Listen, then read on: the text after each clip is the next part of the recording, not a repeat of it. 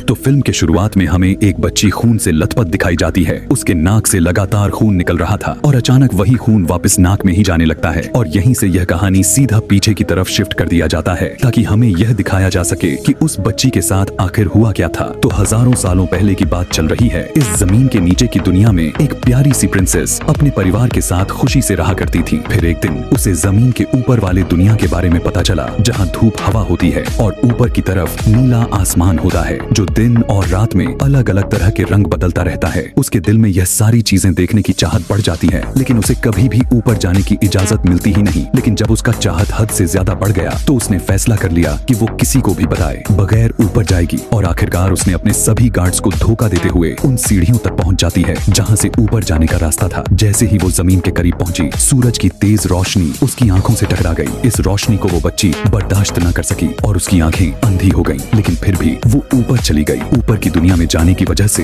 वो बहुत ही जल्द बीमार पड़ गई और वहीं पर मर भी गई। यहाँ तक कि उसकी बॉडी को भी कोई लेने तक नहीं आया और उसकी पूरी बॉडी वहीं गल सड़ गई। उसके डैड यानी जमीन के अंदर का राजा जानते थे उनकी बेटी मर चुकी है, लेकिन अभी भी वो यह उम्मीद बनाए हुए थे कि एक ना एक दिन जरूर उनकी बेटी लौट कर आएगी, चाहे उसकी किसी और की शकल में क्यों ना हो। वो जरूर हमारे दुनिया में लौटेगी और वे अपनी आखिरी सांस तक उसका इंतजार करेंगे। यही सब देखते ही देखते काफी सारी सदियां ऐसे ही गुजर जाते हैं और हमें साल 1944 का टाइम में ओफेलिया नाम के एक लड़की को दिखाया जाता है जो अपनी मॉम के साथ अपने स्टेप डैड के घर जा रही थी। उसकी मॉम के प्रेग्नेंट होने की वजह से उसकी मॉम की तबीयत काफी ज्यादा ही खराब हो चुकी थी और इन्हें रास्ते में ही रुकना पड़ गया। टहलते हुए ओफेलिया के पैर से एक पत्थर टकराया जिसके ऊपर एक अजीब सा आंख बना हुआ था। ओफेलिया देखती है कि दूर एक पत्थर को तराश कर एक अजीब सी मूर्ति बनाई गई थी जिसके ऊपर की एक आंख गायब था, यानी यह बड़ा सा पत्थर उसी मूर्ति का आंख वाला एक हिस्सा था। वो जाकर जैसे ही उस मूर्ति के अंदर उसकी निकला हुआ आंख फिट करती है तो उसके मुंह के अंदर से एक अजीब सा कीड़ा निकलकर बाहर आ जाता है और यहाँ ओफेलिया उसे एक परी समझ लेती है। हालांकि वो एक ग्लास बग था। इससे पहले कि वो कुछ भी सोचने में टाइम लगा पाती ओफेलिया की मॉम उसे आवाज लगाकर बुला लिया और ये सभी यहाँ से निकल जाते हैं। लेकिन अजीब बात तो यह था कि वही कीड़ा जो अभी अभी मूर्ति के अंदर से बाहर निकला था वो ओफेलिया का पीछा करने लग जाता है। जैसे ही ये सभी घर पर पहुँचते हैं तो ओफेलिया देख पाया कि वो कीड़ा पहले से ही यहाँ मौजूद था। वो उसे देखने के लिए उसके करीब गई, लेकिन वो कीड़ा उड़ते हुए उसे एक अजीब सी जगह पर लेकर जाने लगा। देखने में ये रास्ता एक खंडर की तरह लग रहा था। ओफेलिया यहाँ पर उस कीड़े को देखने की कोशिश करती तो है,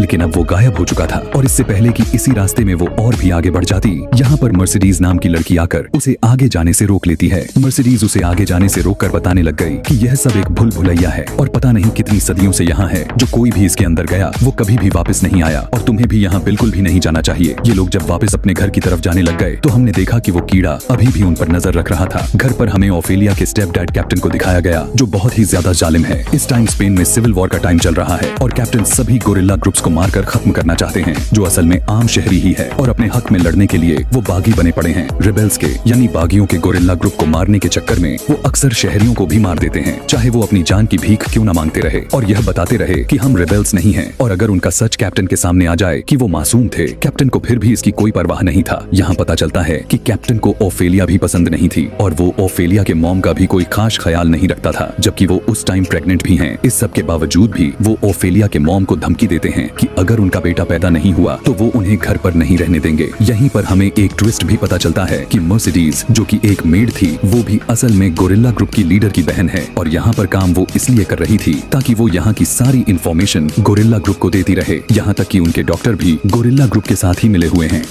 खैर, रात में हमें दिखाया जाता है कि ओफेलिया जब अपने मॉम के पास सोने की तैयारी करने में लगी थी तब वो नोटिस कर पाती है कि वही कीड़ा जो बार बार उसके पास आने की कोशिश कर रहा था वो उसके रूम में ही था। वो उसे गौर से देख